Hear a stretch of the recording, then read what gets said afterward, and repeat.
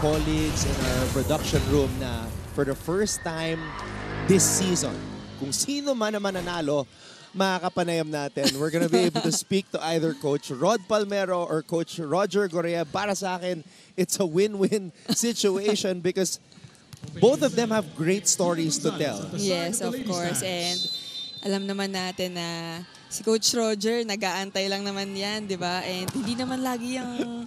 Alam natin, hindi siya nauubusan ng mga sinasabi, kumbaga. Kaya nakaka-excite din talaga. And speaking of hindi nauubusan, eto si Kat Almazan, one of our top spikers dito sa NCAA Season 99. Kaabang-abang dito yung matchup nila ni Kat Santos. So, one's name is spelled with a K and one's name is spelled with a C. Sila naglalaban ngayon. Domingo. Almazan. Formento starting today para sa EAC. Dimakulangan with the toss. Deposoy, nothing there. Formento. Tossing it up to Omapas. Santos. Free ball mapupunta sa EAC.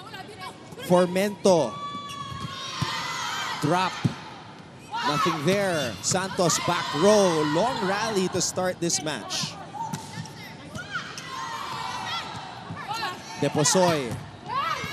Ball is still up. Ayaw pa rin bumagsak. Dimakulangan. Pops it up. Almazan. Sino kaya ang unang mapapagod? Amakatan. Tinulak papunta sa EAC side. Blockers were there and the ball is still in the air. Almazan. Dimakulangan. Deposoy. This is like a one-man administered by Coach Ramil De Jesus. Sino mapapagod pero bawal mapagod. Walang napapagod. This has got to be the longest rally this season. CJ! Wow! That is inside. CJ.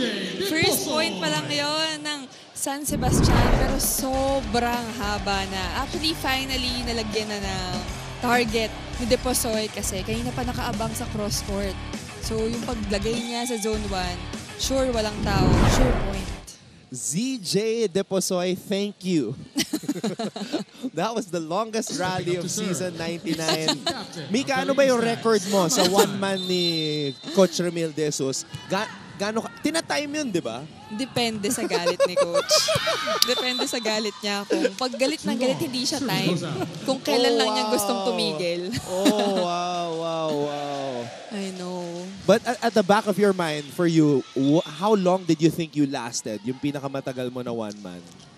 Siguro, meron akong 15 minutes. 15 minutes? Yes, pero syempre yun yung may mga kasama na yung sigaw-sigaw. Mga sisigawan na tayo ng coaches kapag gano'n. Medyo matagal nga. Grabe. Pero may kilala akong teammate ko. Well, I'm not sure kung nag-share sila about it. Pero as in, may 30 minutes. Wow! Mag-isa lang siya sa kabilang court. Tapos kami sa kabilang court, isa-isa. 30 minutes kinaya na yun? That's amazing. I know. Libero ba yun? No. No. Outside spike. That's even more impressive. Yeah. Formento. Back set. ZJ with the save. Oh no!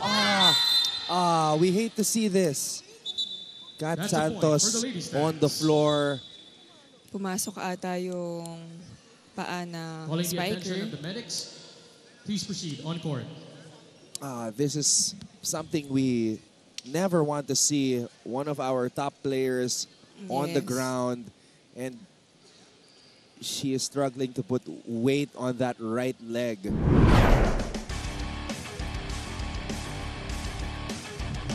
Oh, yes. Nagkatapakan sila. But at least nakapaglakad naman siya palabas ng court, and I think it's a good sign.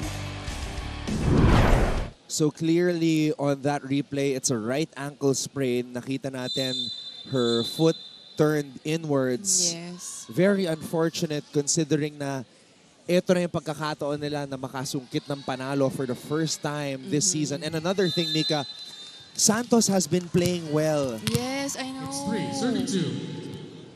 Pero another opportunity din naman to for the other players, of course, na mag-step up. Fermento to Almazan. Domingo. And Marasigan is the student athlete from San Sebastian who should step up here. A joust at the top, won by Almazan. It was a tight set Almazan. and ayun din yung gusto nating iwasan. Na pumasok yung set, na habulin ng spiker para magkaiwasan, magkatapakan. Kat Santos ranked number 4 in the NCAA Judge of in Villena. terms of spiking, scoring a total of 112 Wow. points so far. So that's 18.7 points per match, Mika. Yan ang mawawala ngayon. Yes. Let's see kung sino ang mag-step up for San Sebastian. Di mo kulangan. Quick attack for KJ Dionisio. Nice KJ set, good Dionisio. timing. At maagang connection for the setter in middle of Now up for the San serve. Sebastian. It's Juna Yung Gonzalez. injuries at the net, that's becomes especially with fans online na they're blaming other players. Is there a way to Almazan. avoid those things from happening? Actually, pwede nyo siyang during training times na kapag may mga tight It's set, Chen Omapas. kapag hindi maganda yung daan ng or dating ng bola sa'yo, pwede nyo matutong gawa ng paraan. And of course, ayun naman yung ayaw natin kasi mangyari na magkaroon ng magkasakitan, magkaroon ng injuries, di ba? Pero as much as possible, ginagawa niya ng paraan during That is practice. inside. And Point of course, for yung the Ladies' strengthening and conditioning, nandyan din yan. Gleisel is getting the latest information Now, dito full sa serve. pag-alaga kay It's Kat KJ Santos. Dionisio. They're working very hard on that right ankle. So we'll get to hear from Gleisel Galbo in just a bit. Almazan playing with a lot of energy right now. Di mo kulangan. Binigay dito kay Amakatan. Back row spike. Di mo kulangan. Tossing it up. Tina. Fermento to Almazan. Good block That is by a block point for Amakatan. the ladies' fans. Good timing. Basang-basa niya na ida-drop ball na lang yon. It's 6-34. Parang may hang time din si Amaka. Yun nga iniisip ko kayo na, ano nga Service tawag goes out. ulit doon, yung hang time. Tumagal eh. Ang tagal sa ere. Mas mapapansin mo with the slow-mo replay. Yes. I think Mika Kat Scott wants to Almazan play. Serving. I think kaya niya eh. Nagpa-tape lang. Let's see. Well, I have seen many players in the past, lalo na pag napaka-importante yung laro. Like, Yes. Ea Laure comes to mind. Spraining her ankle and refusing to just sit out the match. Amakatan, power tip. Marasigan. Almazan gives up a free ball. Marasigan. Fermento. Marasigan. Fermento with a toss. Almazan. Domingo. Fermento. Oh, single block by Tan. Another long rally. Marasigan. Sabi ng San Sebastian girls, patay tayo. Amakatan, buhay pa rin. Ayaw bumagsak. Another case of sinong unang mapapagod. Wow! That swing by Marasigan. Full force talaga. So pagdating sa mga long rallies, puro San Sebastian, yun nakakuha ng puntos. Now up for the serve. It's Tina Marasigan.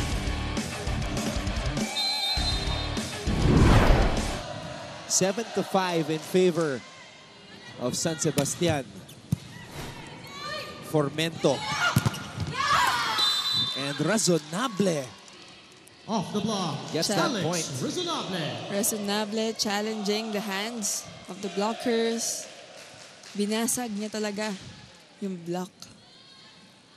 Now up for the serve. It's Rhea Magalona.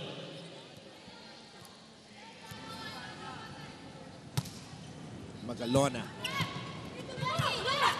Ooh, ZJ Deposoy. What an attack by Deposoy. It's the first technical timeout of And the she set. puts San Sebastian on top by 2 sa aming pagbabalik. Glycel Galpo will have an update for us from courtside. Good day, sports fans. This is Game On, the very first sports podcast of GMA. Brought to you by GMA Regional TV and Synergy and GMA Digilab. My name is Martin Javier. Half minute left. Shot clock is down to 4. Manalini. Kaboom! Let's talk about anything and everything about sports. I am Coach Hammer Martin Antonio. Ang pinaka-key to be a very good shooter, to be able to score, is repetition. Makakasama din natin ang inyong mga iniidolo o paboritong atleta mula rito sa bagong-bagong... You are still tuned into the ball game here at the NCAA Season 99 Women's Volleyball Tournament. Even though both teams have struggled in finding their groove to the tune of victory, they remain hopeful and determined to secure that first elusive win. Nang makausap ko nga si Coach Rod Palmero, ang sabi niya sa akin, aside from winning, isa lang raw ang gusto niyang makita at iyan ay kahit na dumaan sila sa ganitong season ay matapos nila ito with a smile on their faces. Ani niya, we don't have to fear losing. We just have to finish all the season as high as we can. Contrary to his optimism, a disappointed Coach Roger Goreyeb told me that at this point, he just feels lost. Kwento niya, hindi raw niya mawari kung bakit ibang-iba ang performance nila on court compared to their practice. Kaya naman today, he just wants one thing from his team, and that is for the seniors to step up and play with pride and honor. Regarding that fall from Kath Santos, Sir Ian Lumbay, the medical team of NCAA, confirmed that it is a right ankle sprain, but Kath is free to play and will definitely see her back on the court. Anton and Mika? That was good news, of course, na siguradong babalik si Kat Santos. And alam naman natin na hindi niya papabayaan yung team niya ngayon. And for sure, ready siya kung babalik siya ni Coach Roger anytime. Ayan na nga, nakatayo na nga si Kat. Hawak-hawak na yung number ni Marasigan. Yes. Now, Mika, going back to Glycel's report, I want to ask you, during your time in college, how many hours a day did you spend with volleyball-related activities? Sa isang araw, Siguro kapag off-season kasi, depende if twice or thrice a day yung training. Pero most likely, 4 hours in the morning and then another 2 to 3 hours after class.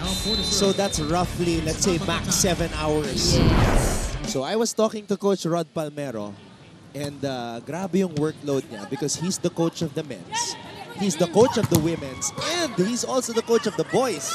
Wow. So tinanong ko, Coach, ilang oras ka nag-volleyball-related activities in a day? Sabi niya 12 hours daw. Grabe! Paano niya na-juggle? Paano niya napapasok lahat sa schedule niya yon? Yun na nga, tinanong ko, sabi niya, big help yung assistant coaches niya. Yes. So na-designate niya, na-delegate niya yung mga ibang roles to run practices. Pero whirlwind season for Coach Rod because Totoo. sa EAC Women's, wala siyang panalo. Sa men's, wala siyang talo. Tapos tinanong ko naman yung boys niya na nanonood, sabi ko, ano record nyo? Sabi nila 3-3. Ooh. So isipin mo yun, his 3 different teams have 3 different situations. Yes. Yung isa nasa taas, yung isa nasa gitna, yung isa nasa baba. Pero grabe yung tiyaga ni Coach Rod, no? Para 3 teams yung hahawakan niya. Wow. 12 hours spent on volleyball in a day. So that's half your day na. Ay, matutulog ka pa, kakain ka pa. Respect though to Coach Rod. True, yes. Si Coach Ramil kaya, no? Ball is life, si Coach Ramil. Kung pwede ang bola yung katabi namin matulog, ayun yung gagawin namin. Let's take a look at this last play right here. Villena, tinulak, nakaabang si Dionisio. 10 all. Ating talaan.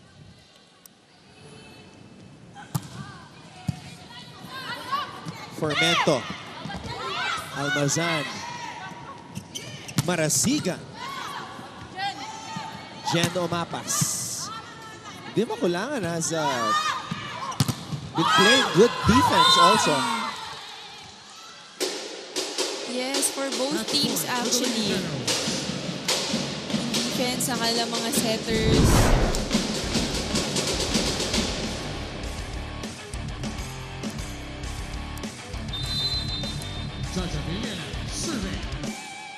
Ganado si Kat Almazan.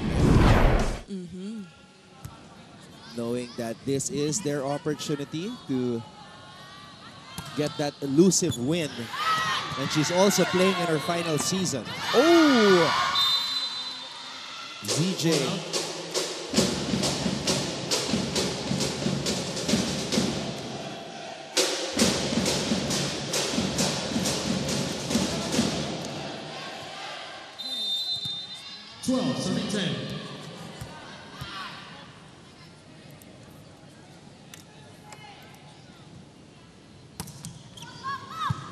Deposoy with the pass to Dimakulangan. Back set.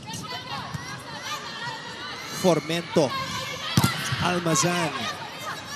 Formento, back set.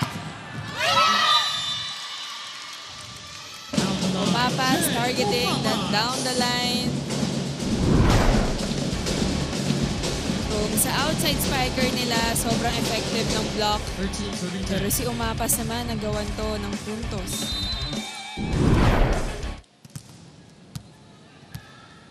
Villena serving the other side of the floor. Oh, that's an ace for Jaja Villena. For Jaja Villena. Nagsisimula na magbangko ng puntos ang EAC dito. Kanina pa nagkakaroon na shaky na reception ang San Sebastian.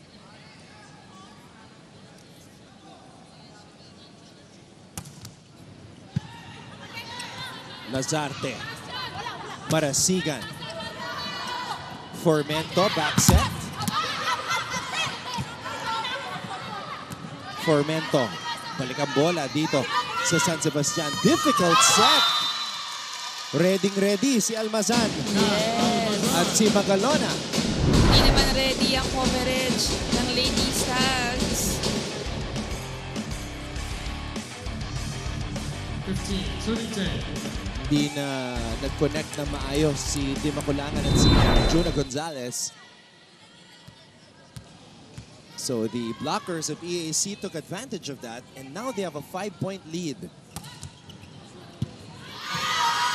And another ace for the Lady Generals. EAC is up by 6 after this ace by Jaja Villena.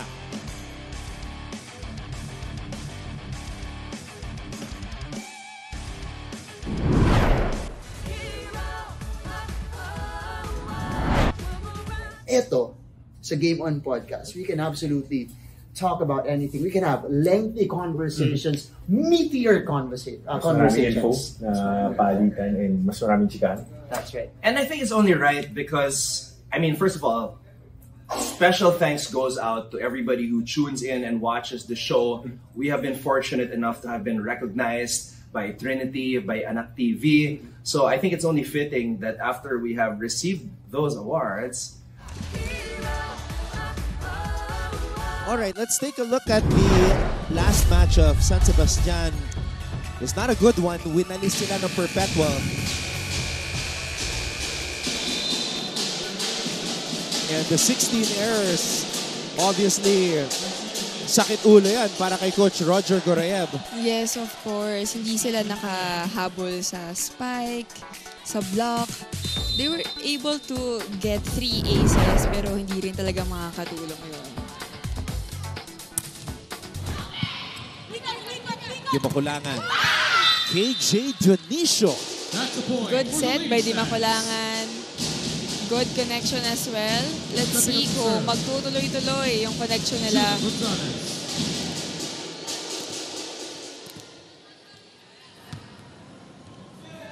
16-11 in favor of EAC Formento. Single block by KJ. Wow, KJ very active at the net. But a good adjustment by Almazan.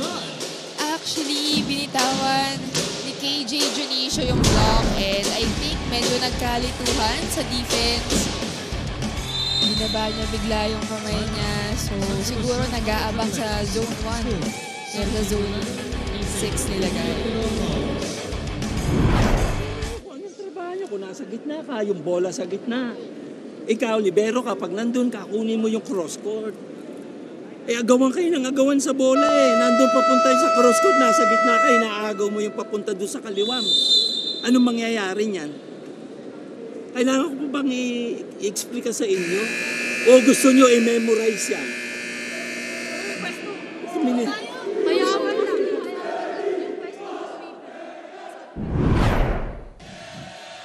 Coach Roger very frustrated in that huddle as we see the last match of EAC. They only got 1 block while San Beda has 7. And of course, yung errors na binigay nila halos isang set na. Yep. That's We'll why see na kung mababawasan nila yon this game. kailangan. Ito na yung chance to get that first win. Almazan, iniwasan yung mga blockers. Nakita ko na tinuro ni Coach Roger doon. Siguro, sabi niya siguro na, nakasabi ko lang. Dito niyo aabangan yung bola. Oo nga. That's why, going back to Gleisel's report, sabi niya, Coach Roger feels lost. Kasi yung mga nakikita niya sa ensayo, hindi naman lumalabas sa laro. Siguro hindi niya na alam kung paano sasabihin, kung paano i-remind yung girls. Finally, a decent and decisive hit by San Sebastian. KJ Dionisio.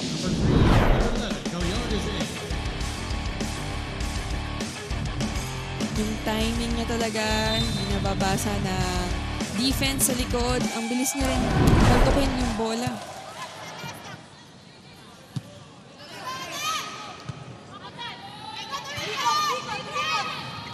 Combination.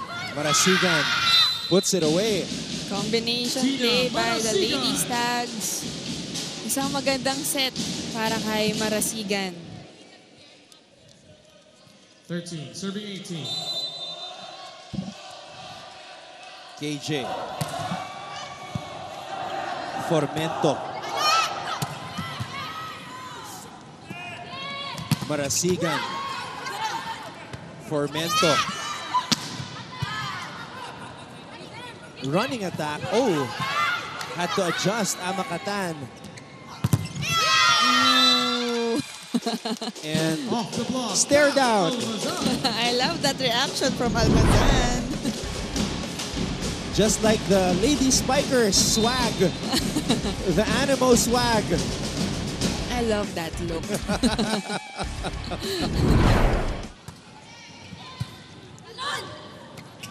Oh! Sayang. Sayang. Nandun na siya sa taas. Stepping up to serve, it's Tina Marasigan. Baka nailang kay Von Di Makulangan. So good job by Von Di Makulangan to stay active at the net. Yes, of course.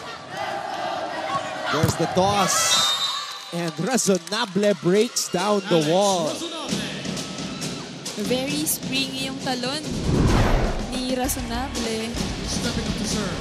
Yup, that's the word. Captain of the Lady Generals, Ada Belianes. Parang may mga springs yung sapatos. They have to take advantage also kasi nasa harap si Von Di Makulangan ngayon. And yung reach ng block, hindi ganun kataas. Martinez had to adjust using the left hand.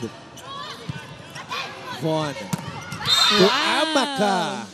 Sure point for Amakatan. Na kahit dalawa yung sumabay sa kanyang blocker, nakasulot pa rin. Kuha pa rin ng puntos.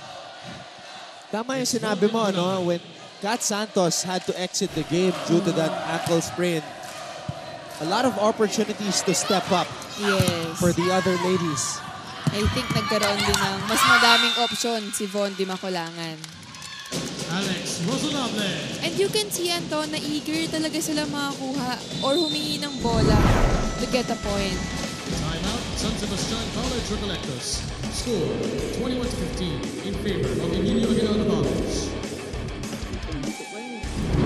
Punta sa iyo yung bola, alam mong papapaluin ka na, free ball na, sa iyo pupunta na. Inaabangan mo pa yung magabang ka pangit tsaka magandang set. Hindi po pwedeng namimili kayo ng bola. Paabutin mo sa unahan yung receive mo. Hindi makakapalo yung quicker pagka hindi umabot sa unahan. Bigay lang natin bola kasi wala silang huli sa B eh. Sayang yung mga natin middle. Catwoman. That's Kat Almazan. Number 9 in the NCAA in scoring, averaging 14.7 points per match. Now up for the serve. It's Al Formento. Naalala ko yung moniker mo Taft Tower. Actually, name nga siya ng isang condominium, I think. Did you like that nickname? Yeah, you liked actually. it? I think wala pa kasi ibang tumatawag sa akin before ng ganon. Kasi nung high school, wala naman tayo masyadong exposure, kumbaga.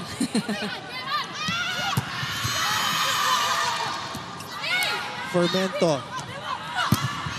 Ooh! Tumama sa kamay. Check ball, nag-alangan si Marasigan. Siguro akala niya rin na check ball.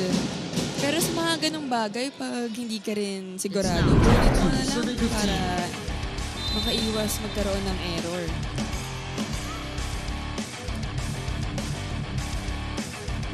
Raising the form of Tina Marasigan. Formento. Razonable wants a check ball. Referees say yes. Alex check Rosonable.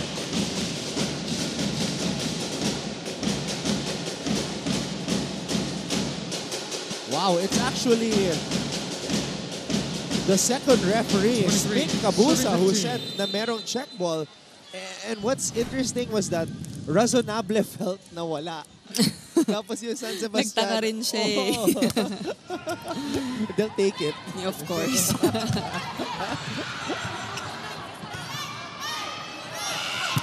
Razonable. Tama ka. Formento, back set. Wow! What an attack by Formento. Kanina niya pa din na-target yung down the line. Wala pa ring adjustment from the ladies tags dito. It's Ann Formento now serving at set point. So after Formento set that one up for Jen Omapas, now it's Formento at the service line. There's the toss. Gonzalez. Formento. Razonable. Formento with a save. Razonable. Wow! Combination play. Finished off by Gonzalez. Grabe, Anton, yung defense ng both teams. Alam mo, ayaw talaga nila magpatalo. Walang gustong bumaba yung bola sa floor. And that was a good play also. I'm interested to see how long this set has gone with the long rallies na napanood natin. It's an ace for Amakatan. Kaya lang, nasa set point na ang EAC.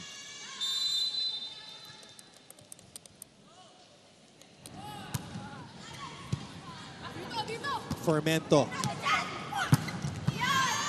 Amakatan gets the ball in the air.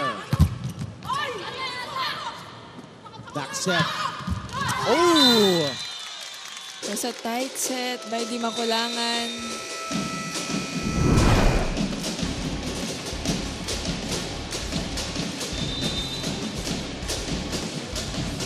Razonable and Villena were ready for that one. And PAC takes that opening set against San Sebastian. Will be back for set number 2. With a score of 25